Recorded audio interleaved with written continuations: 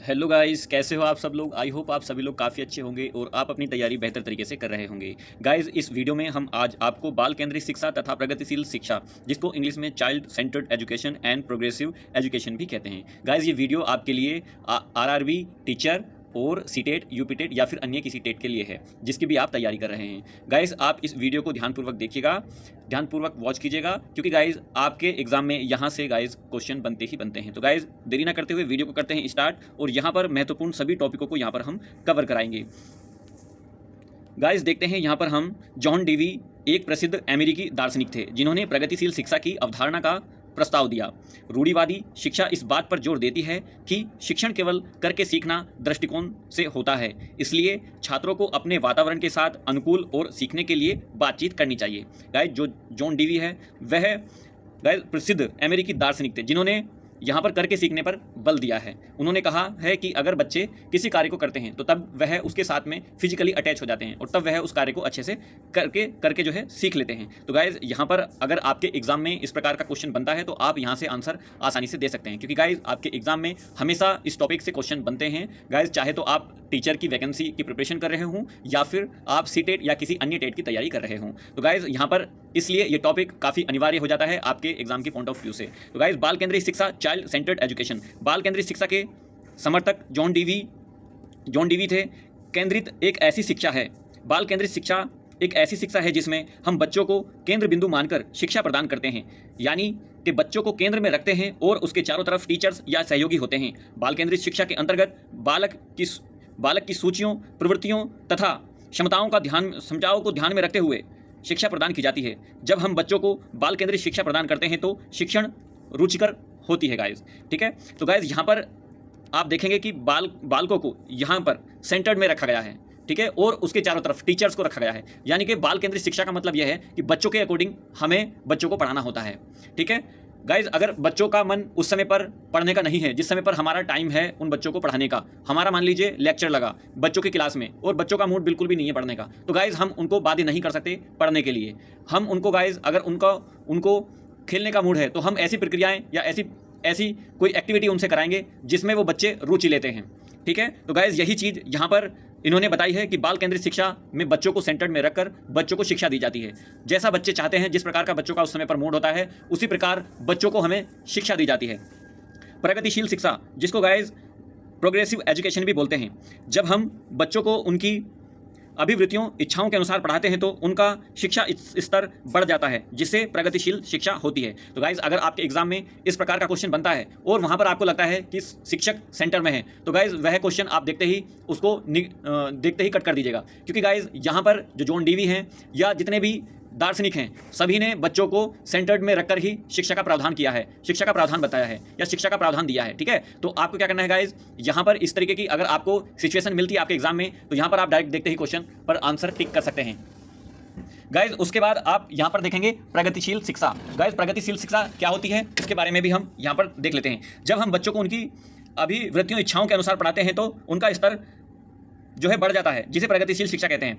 Guys, देखिए, अगर बच्चों का मन पढ़ने का नहीं था, ठीक है, उनका मन खेल का था, तो हम उनको ऐसी एक्टिविटी कराएंगे जिसमें वो खेल के माध्यम से भी सीख सकते हैं। ठीक है ना, जब हम उनके मूड के अनुसार उनको पढ़ाएंगे तो यह वास्तव में सिद्ध हो जाता है कि जब हम उन बच्चों को पढ़ा रहे होते हैं तो वह खेल में गाइस सीख जाते हैं, क्योंकि उनका उस समय पर मूड होता है। ठीक है, तो हमें इस प्रकार की एक्टिविटी करानी चाहिए जिसमें उन बच्चों का हित हो और उन बच्चों को खेल के माध्यम से उनको किसी भी टॉपिक को हम सिखा सकते हैं। प्रगतिशील शिक्षा के अनुसार शिक्षा बच्चों के लिए बनी है, ना कि बच्चे शिक्षा के लिए बने हैं। ठीक है ना, ठीक है, तो गाइस आपको यहाँ पर इस प्रकार से ध्यान में रखना है कि प्रगतिशील शिक्षा बच्चों के लिए बनी है, न कि बच्चे शिक्षा के लिए। ठीक है, इस प्रकार से अगर आप अपने माइंड में कॉन्सेप्ट क्लियर करके चलेंगे तो गाइस डेफिनेटली आप उन बच्चों को उनके अनुसार शिक्षा दे पाएंगे। प्रगतिशील शिक्षा से बच्चों का सर्वांगीण विकास होता है। गाइस, अगर आपके एग्जाम में इस प्रकार का क्वेश्चन बनता है तो आप यहाँ से उसको अच्छे से नोट डाउन करके उस पर राइट ऑप्शन आप क्लिक कर सकते हैं। प्रगतिशील शिक्षा करके सीखने पर बल देती है। गाइस, प्रगतिशील जो शिक्षा है वह करके सीखने पर बल देती है, यानी कि learning by doing. Guys, learning by doing का जो कॉन्सेप्ट है आप देख सकते हैं। गाइस, किसके अनुसार आया, ये क्वेश्चन भी आपके एग्जाम में कई बार बना है। गाइस, ये क्वेश्चन आप सीटेट या फिर किसी अन्य टेट जिसकी भी आप प्रिपरेशन कर रहे हैं, ये क्वेश्चन हमेशा देखने को मिलता है गाइस। ठीक है, तो गाइस आप वीडियो को ध्यानपूर्वक जरूर पढ़िएगा, देखिएगा गाइस, क्योंकि यहाँ से क्वेश्चन बनते ही बनते हैं। जॉन डेवी ने शिक्षा को त्रिध्रुवीय प्रणाली, जिसको ट्रिपोलर सिस्टम बताया है। त्रिध्रुवीय प्रणाली, ट्रिपोलर सिस्टम गाइस क्या होती है, इसके बारे में भी हम यहाँ पर डिस्कस करेंगे। गाइस, टीचर, ठीक है, यहाँ पर आप देख सकते हैं इंडिपेंडेंट वेरिएबल या स्वतंत्र चर। फिर देखते हैं नेक्स्ट नंबर पर, सेकंड नंबर है स्टूडेंट छात्र, ये गाइस डिपेंडेंट वेरिएबल है यानी कि निर्भर चर है, ठीक है। फिर दोस्तों यहाँ पर आ जाएगा नंबर 3 करिकुलम, जिसको पाठ्यक्रम बोलते हैं गाइस।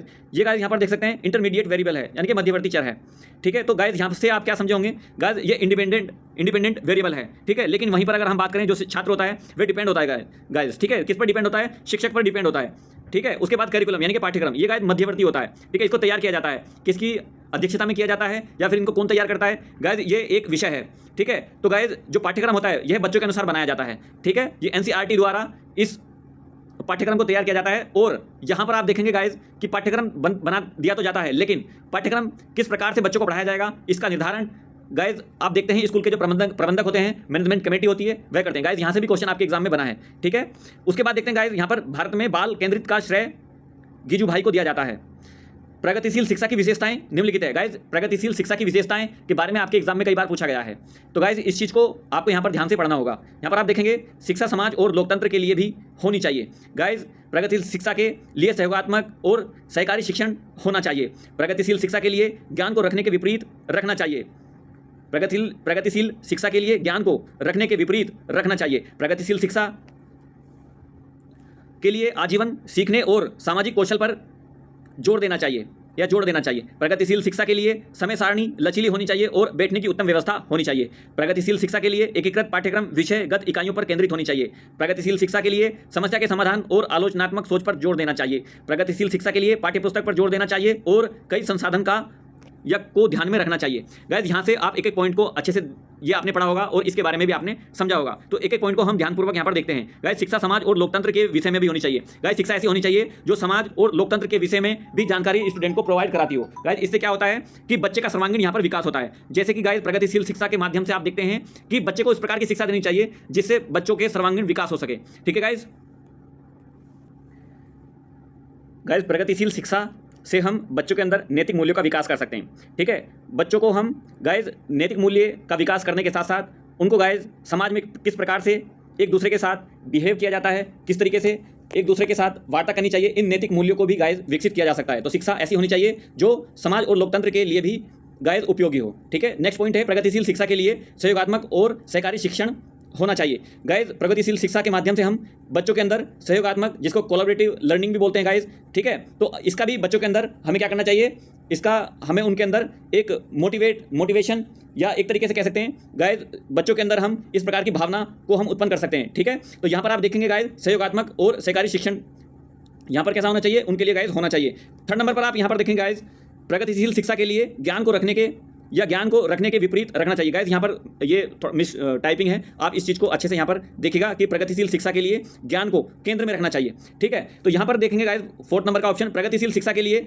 आजीवन सीखने और सामाजिक कौशल पर जोर देना चाहिए। गाइस प्रगतिशील शिक्षा में हम आजीवन, गाइस यहाँ पर आपने जब आपने मेरी पिछली वीडियो आपने अच्छे से रीड की होगी, देखी होगी, तो गाइस उसमें देखा है कि जो शिक्षा होती है वह गाइस जीवन पर्यंत चलती रहती है, ठीक है। तो गाइस यहाँ पर आप देखेंगे कि आजीवन सीखने और सामाजिक कौशल पर इसको जो है जोर देना चाहिए कि शिक्षा इस प्रकार की होनी चाहिए जो कि आप हमेशा उस शिक्षा से गाइस प्रगतिशील शिक्षा में स्किल को डेवलप करने पर जोर दिया गया है, इसीलिए जॉन डीवी ने यहाँ पर करके सीखने पर बल दिया है, ठीक है। तो गाइस यहाँ पर नेक्स्ट ऑप्शन देखते हैं प्रगतिशील शिक्षा के लिए समय सारणी लचीली होनी चाहिए। गाइस यहाँ पर बच्चों के अकॉर्डिंग क्या होनी चाहिए, एक समय सारणी होनी चाहिए। ऐसा नहीं है कि किसी भी समय हम बच्चे को बैठाकर उसको पढ़ाने लग जाएं, ऐसा नहीं है गाइस। अगर आपने समय सारणी बनाई है तो उसको इतना फ्लेक्सिबल बनाइए ताकि हम बच्चों के अनुसार उनको पढ़ा सकें, ठीक है। और गाइस उनके बैठने तथा उनके खेलने की व्यवस्था ऐसी उच्चतम होनी चाहिए जिससे वह कोई भी या किसी प्रकार का कष्ट महसूस ना उनको हो, ठीक है गाइस। नेक्स्ट क्वेश्चन देखते हैं गाइस यहाँ पर प्रगतिशील शिक्षा के लिए एकीकृत पाठ्यक्रम विषयगत इकाइयों पर केंद्रित होना चाहिए। गाइस प्रगतिशील शिक्षा के लिए एकीकृत पाठ्यक्रम होना चाहिए, ठीक है, और विषयगत इकाइयों पर केंद्रित होना चाहिए। गाइस यह विषयों पर केंद्रित होना चाहिए कि किस प्रकार के जो विषय हैं और उनको किस प्रकार से ज़्यादा उनको अच्छे तरीके से बच्चों को पढ़ाया जाए ताकि वह उस विषय को या उस टॉपिक को गहराई से समझ सकें। गाइस नेक्स्ट देखेंगे यहाँ पर प्रगतिशील शिक्षा के लिए समस्या के समाधान। गाइस यहाँ पर आप देखेंगे कि एक समस्या के लिए भिन्न भिन्न तरीके के समाधान और आलोचनात्मक सोच पर भी जोर बच्चों को इस प्रकार की एक्टिविटी करानी चाहिए ताकि बच्चे उस पर सोच सकें, ठीक है गाइस। सभी समस्याओं के समाधान के लिए भिन्न भिन्न तरीके या भिन्न भिन्न उनके समाधान पर जोर देना चाहिए ताकि बच्चे एक ही कार्य को भिन्न भिन्न तरीके से कर सकें। प्रगतिशील शिक्षा के लिए पाठ्यपुस्तक पर जोर देना चाहिए और कई संसाधनों का जो है उपयोग करना चाहिए, उनको ध्यान में रखना चाहिए। नेक्स्ट गाइज, आपने गाइज इसको पढ़ा होगा, आई होप ये चीज़ आपकी समझ में आई होगी। गाइज नेक्स्ट देखते हैं अधिगम अक्षमता, गाइज लर्निंग जिसको डिसेबिलिटीज़ बोला जाता है। गाइज यहाँ पर आपने देखा होगा कि आपके एग्जाम में कई बार लर्निंग डिसेबिलिटीज़ से गाइज कई बार क्वेश्चन बनते हैं। गाइज ये क्वेश्चन आपके रेलवे में भी कई बार पूछा गया है, केवीएस के एग्जाम, क्योंकि जो केवीएस का एग्जाम है गाइज वही पैटर्न सेम कॉपी किया है रेलवे ने। तो गाइज यहाँ पर आप देख सकते हैं कि इस प्रकार से क्वेश्चन आपके एग्जाम में बने हैं, चाहे वह केवीएस हो या फिर आपके रेलवे हो, ठीक है। तो गाइज ये टॉपिक आपके लिए काफ़ी महत्वपूर्ण हो जाता है, अधिगम अक्षमता, जिसको इंग्लिश में लर्निंग डिसेबिलिटीज़ भी बोला जाता है। डिसलेक्सिया, गाइज डिसलेक्सिया जो विकार है, डिसेबिलिटीज़ है, गाइज ये पढ़ने से संबंधित कठिनाई को डिसलेक्सिया कहा जाता है। गाइज इसमें बच्चा किसी चीज़ को पढ़ नहीं पाता है, ठीक है। ये चीज़ आपने गाइज हमारी पिछली वीडियो में भी देखी होगी। गाइज ये टॉपिक हमने आपको कवर करा दिया है, लेकिन यहाँ पर अगर आया है तो आप इस चीज़ को भी अच्छे से यहाँ पर आप देखेंगे, या फिर अगर आपने पढ़ा हुआ है तो गाइज ये आपका एक तरीके से रिवीजन हो जाएगा। गाइज नेक्स्ट देखेंगे डिस्ग्राफिया। गाइज डिस्ग्राफिया लिखने से संबंधित कठिनाई होती है, गाइज बच्चा जो है इसमें लिख नहीं पाता है, ठीक है। नेक्स्ट देखेंगे गाइज डिस्कैलकुलिया। गाइज नेक्स्ट है डिस्कैलकुलिया, इसमें गणितीय गणना से संबंधित समस्या को डिस्कैलकुलिया कहते हैं। गाइज यहाँ पर बच्चा किसी भी प्रकार से गाइज अंकों को आपस में जोड़ घटा गुना भाग आदि नहीं कर पाता, ठीक है। तो यहाँ पर आप देखेंगे कि इसका मैं आपको एक उदाहरण दे देता हूँ गाइज। मान लीजिए आपने किसी बच्चे को गाइज कहा कि 3 + 3 कितने होते हैं, 6 होते हैं, ठीक है। या फिर आप इस तरीके से मान लीजिए 3 + 4 क्या होता है गाइज, 7 होते हैं। लेकिन वहीं पर अगर आप इस चीज़ को यहाँ पर ले आए, यानी कि 4 + 3 कर दिया, तो बच्चे यहाँ पर उस गणितीय गणना को नहीं कर पाते, ठीक है। तो यहाँ पर इस प्रकार की जिसके अंदर अक्षमता होगी गाइज, वहाँ पर डिस्कैलकुलिया हो जाएगा, ठीक है। उसके बाद में गाइज यहाँ पर आप देखेंगे डिस्मोर्फिया। गाइज यहाँ पर डिस्मोर्फिया में भ्रम वाली स्थिति को डिस्मोर्फिया कहते हैं। गाइज जो भी दो तथ्यों के बीच में आपस में तालमेल नहीं कर पाते, उनके मन में भ्रम वाली स्थिति पैदा हो जाती है कि यह क्वेश्चन सही है, या फिर इसका आंसर ये सही है, या फिर ये सही है। गाइज यहीं पर क्या हो जाता है कि भ्रम वाली स्थिति पैदा हो जाती है, ठीक है। बच्चा यहाँ पर डिसाइड नहीं कर पाता कि उसको करना क्या चाहिए, किस ऑप्शन पर टिक करना चाहिए या किस ऑप्शन पर नहीं टिक करना चाहिए। गाइज हमेशा उसके मन में आपस में जो है डिस्मोर्फिया वाली, या फिर डिस्मोर्फिया तो एक क्योंकि डिसेबिलिटीज़ है, उसके मन में एक भ्रम वाली स्थिति हमेशा पैदा रहती है। गाइज यहाँ पर आप देख सकते हैं भ्रम वाली स्थिति को ही डिस्मोर्फिया कहते हैं। गाइज उसके बाद में है डिस्फेजिया। गाइज ये बोलने से संबंधित विकार है, जिसको डिस्फेजिया कहते हैं। गाइज यहाँ पर बच्चा किसी भी प्रकार की चीज़ों को बोल नहीं पाता, ठीक है। तो नेक्स्ट देखते हैं गाइज यहाँ पर डिस्प्रेक्सिया, शारीरिक कौशल से संबंधित विकार को डिस्प्रेक्सिया कहते हैं। गाइज यहाँ पर डिस्प्रेक्सिया शारीरिक संबंधित विकार होता है। गाइज शारीरिक संबंधित विकार आप किसी भी प्रकार का समझ सकते हैं, ठीक है। गाइज मान लीजिए आपने किसी बच्चे को, मैंने पिछली वीडियो में एक उदाहरण दिया था, गाइज अगर आप किसी भी स्टूडेंट को अगर उसको बॉल पकड़ने के लिए देते हैं, गाइज वो बॉल सीधे हाथ से नहीं पकड़ पाता, अपनी हथेली को नीचे की ओर कर लेता है। तो गाइज यहाँ पर बच्चा समझ नहीं पाता कि बॉल को किस प्रकार से पकड़ना चाहिए। तो गाइज यहाँ पर ऐसी स्थिति को क्या कहते हैं, डिस्प्रेक्सिया यहाँ पर बोला जाता है, ठीक है। फिर गाइज नेक्स्ट आता है लास्ट में डिस्थीमिया। गाइज ये डिस्थीमिया जो है तनाव से संबंधित विकार है। गाइज हमेशा ऐसा बच्चा आपको हमेशा जो है कंफ्यूजन में मिलेगा, तनाव में मिलेगा, किसी समस्या को समाधान करने की कोशिश में वह ऐसा लगेगा कि आपको वह किसी समस्या का समाधान करने में लगा हुआ है, ठीक है। तो गाइज इस प्रकार से जो आप देख सकते हैं यहाँ पर डिस्थीमिया का यहाँ पर जो है गाइज देख सकते हैं उदाहरण, ठीक है। उसके बाद में गाइज यहाँ पर देख सकते हैं शिक्षण की विद्या, यानी कि मेथड ऑफ टीचिंग। गाइज यहाँ पर आप देख सकते हैं टीचिंग मेथड, शिक्षकों द्वारा छात्रों की आवश्यकताओं के अनुसार विभिन्न शिक्षण विधियों का उपयोग किया जाता है। किसी एक को चुनने के लिए शिक्षक अपनी क्षमताओं के आधार पर छात्रों को वर्गीकृत कर सकता है, यानी कि कैटेगरी बना सकता है, या फिर वह विषय की अनुकूलता के आधार पर इसे चुन सकता है। गाइज यहाँ पर व्याकरण शिक्षण की प्राचीन विधियाँ, जिनके बारे में निम्नलिखित बिंदुओं में बताया गया है। गाइज यहाँ पर आप देखेंगे आगमन विधि, जिसको गाइज इंडक्टिव मेथड भी बोलते हैं। गाइज यहाँ से आपके एग्जाम में कई बार क्वेश्चन बना है, तो आप इस वीडियो को अच्छे से ध्यान से देखिएगा, इस टॉपिक को अच्छे से ध्यानपूर्वक पढ़िएगा। गाइज नंबर 1 यहाँ पर आपने देखा है आगमन विधि, जिसको इंग्लिश में इंडक्टिव मेथड भी बोलते हैं। आगमन विधि के जनक प्रतिपादक अरस्तु हैं। इस विधि में सीधे अनुभव, उदाहरण तथा उपयोगों का अध्ययन करके नियम निकाले जाते हैं। गाइज इंडक्टिव मेथड ये आपके एग्जाम में कई बार बना है, तो आप इस चीज़ को अच्छे से यहाँ पर देखिएगा। इसमें पहले उदाहरण तथा प्रयोगों का अध्ययन करके नियम बताए जाते हैं। गाइज यहाँ पर सबसे पहले इंडक्टिव मेथड में उदाहरण से नियम की ओर चलते हैं, ठीक है। लेकिन वहीं पर अगर हम गाइज निगमन विधि की बात करेंगे तो वहाँ पर पहले नियम बताए जाएंगे, ठीक है। उसके बाद में क्या बताए जाएंगे, उदाहरण बताए जाएंगे, ठीक है। तो आप इंडक्टिव मेथड में यहाँ पर आप देख सकते हैं गाइज यहाँ पर सबसे पहले उदाहरण बताए जाते हैं। इंडक्टिव मेथड में क्या बताए जाते हैं गाइज, सबसे पहले उदाहरण बताए जाते हैं, फिर उन्हीं से क्या नियम निकाले जाते हैं। तो अगर आपके एग्जाम में पूछा जाता है कि इंडक्टिव मेथड निम्न में से सेलेक्ट कीजिए कौन सा है, तो आप वहाँ पर गाइज अच्छे से देखेंगे कि इंडक्टिव मेथड में सबसे पहले उदाहरण से नियम की ओर जाया जाता है। जैसा कि आप यहाँ पर देख रहे हैं गाइज, आगमन विधि के जनक प्रतिपादक, गाइज ये भी पूछा जाता है, तो यहाँ पर अरस्तु हो जाएगा, ठीक है। ये क्योंकि आपके एग्जाम में कई बार पूछा गया है। आगमन विधि के जनक प्रतिपादक अरस्तु है। इस विधि में सीधे अनुभव, उदाहरण तथा प्रयोगों का अध्ययन कर नियम निकाले जाते हैं। यह शिक्षण विधि छात्र केंद्रित विधि है, जो विद्यार्थियों को करके सीखने पर बल देती है। यह एक मनोवैज्ञानिक विधि है। गाइज यहाँ पर आप उदाहरण दे सकते हैं। आगमन विधि में पहले उदाहरण दिए जाते हैं, ठीक है, फिर नियम बताए जाते हैं, एग्जाम्पल, रूल, ठीक है, बाद में क्या, उदाहरण, ठीक है। नेक्स्ट देखते हैं गाइज, पहले उदाहरण दिए जाते हैं गाइज, ठीक है, और बाद में क्या दिए जाते हैं, नियम उससे निकाले जाते हैं। इस आगमन विधि में तर्क करते हुए निम्नलिखित बातें मुख्य बिंदुओं पर लिखी हैं। तो गाइज यहाँ पर आप देख सकते हैं ऑप्शन एक यहाँ पर देखिएगा, उदाहरण के नियम की ओर, स्थूल से सूक्ष्म की ओर, विशिष्ट से सामान्य की ओर, ज्ञात से अज्ञात की ओर, मूर्त से अमूर्त की ओर, प्रत्यक्ष से प्रमाण की ओर। गाइस ये जो यहाँ पर आपने 6 पॉइंट देखे गाइस, यहीं से आपके एग्जाम में क्वेश्चन बनते हैं गाइस, ठीक है। उदाहरण के या उदाहरण से नियम की ओर किस विधि का यह उदाहरण है, तो गाइस आप बताएंगे इंडक्टिव मेथड, जिसको आगमन विधि भी कहते हैं गाइस, ये का उदाहरण है। स्थूल से सूक्ष्म की ओर गाइस, ये किस विधि का उदाहरण है, ये भी आगमन विधि का उदाहरण है। तो गाइस यहाँ से आपके एग्जाम में क्वेश्चन बनते हैं, ये गाइस काफी इंपॉर्टेंट क्वेश्चन है, ठीक है। यहाँ से आपके एग्जाम में गाइस 101% क्वेश्चन बनता है। उसके बाद में आप यहाँ पर देखेंगे सेकंड है निगमन विधि गाइस, जिसको डिडक्टिव मेथड भी बोलते हैं। निगमन विधि के जनक प्रतिपादक अरस्तु हैं, कहें तो गाइस दोनों ही विधियों के जनक कौन है, अरस्तु हैं। इस विधि में सर्वप्रथम विद्यार्थी को नियम का ज्ञान दे दिया जाता है, इसके पश्चात उदाहरण देकर उन नियमों को समझाया जाता है। यह विधि एक शिक्षक केंद्रित विधि है या विधि कहलाती है। इसमें शिक्षक की सारी नियम या इस विधि में शिक्षक के सारे नियम सिखाए जाते हैं। नियम विधि आगमन विधि के ठीक विपरीत होती है। गाइस आपने क्या देखा, आगमन विधि देखी, उसमें पहले उदाहरण था गाइस, ठीक है, और बाद में क्या था, नियम था। लेकिन वहीं पर आप देखेंगे गाइस निगमन विधि में यहाँ पर पहले नियम है, ठीक है, और बाद में क्या आ गया गाइस, यहाँ पर उदाहरण आ गया, ठीक है, बाद में क्या आ गया, यहाँ पर उदाहरण गाइस यहाँ पर आ गया, ठीक है। तो आपने क्या देखा कि जो आगमन विधि है सबसे पहले उदाहरण से नियम की ओर चलती है, लेकिन वहीं पर नियम जो निगमन विधि है, जिसको डिडक्टिव मेथड भी बोलते हैं गाइस, ये नियम से उदाहरण की ओर चलती है, क्योंकि यहीं से गाइस आपके एग्जाम में क्वेश्चन बनते हैं, ठीक है। तो गाइस ये चीज आपकी आई होप समझ में आई होगी। नेक्स्ट देखते हैं गाइस, निगमन विधि के जनक प्रतिपादक अरस्तु हैं। इस विधि में सर्वप्रथम विद्यार्थी को नियम का ज्ञान दिया जाता है, इसके पश्चात उदाहरण देकर उन नियमों को समझाया जाता है। यह विधि एक शैक्षिक केंद्रिक विधि कहलाती है या शैक्षिक केंद्रिक विधि कहलाती है। इसमें शिक्षक की सारे नियम सिखाए जाते हैं। नियम विधि आगमन विधि के ठीक विपरीत होती है। गाइस यहाँ पर देखते हैं इसका उदाहरण, नियम विधि में पहले नियम बताए जाते हैं, फिर उदाहरण दिए जाते हैं, यानी कि ये रूल्स टू एग्जाम्पल की ओर चलती है, ठीक है। इस निगमन विधि में तर्क करते हुए निम्नलिखित बातें मुख्य बिंदु यहाँ पर निम्न दिए गए हैं, ठीक है। तो आप इन चीज़ को अच्छे से ध्यानपूर्वक पढ़िएगा। प्रमाणिक से प्रत्यक्ष की ओर, ठीक है, फिर बाद में है सूक्ष्म से स्थूल की ओर, सामान्य से विशिष्ट की ओर, अज्ञात से ज्ञात की ओर, नियम से उदाहरण की ओर। तो यह विधि गाइस आप इन चीज़ों को यहाँ पर इन सभी पॉइंट्स को अच्छे से ध्यानपूर्वक पढ़िएगा, क्योंकि यहीं से गाइस आपके एग्जाम में क्वेश्चन बनते हैं गाइस, ठीक है। गाइस अगर ये वीडियो आपको अच्छी लग रही है तो प्लीज़ आप इस चैनल को लाइक शेयर सब्सक्राइब जरूर कीजिएगा, क्योंकि आपका एक सब्सक्राइब गाइस हमें मोटिवेट करता है आपके लिए और भी अच्छी मेहनत करने के लिए, ताकि आप अपने एग्जाम में अच्छे से परफॉर्म कर पाएं। नेक्स्ट देखेंगे गाइस सूत्र विधि, जिसको फॉर्मूला मेथड भी बोलते हैं।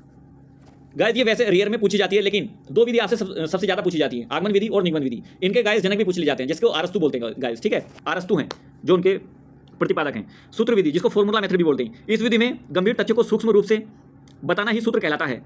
व्याकरण के गंभीर तथ्यों को सूत्र विवाद से ही पढ़ाया जाता है, जैसे कि संस्कृत में कोई श्लोक बोल दिया और छात्रों ने उसे कंठस्थ कर लिया, ऐसे ही दोहरा दिया, यानी कि उसे बिना समझे ही रट लिया। गाइस इसको क्या कहते हैं, फॉर्मूला विधि, इसको मेथड विधि भी बोलते हैं।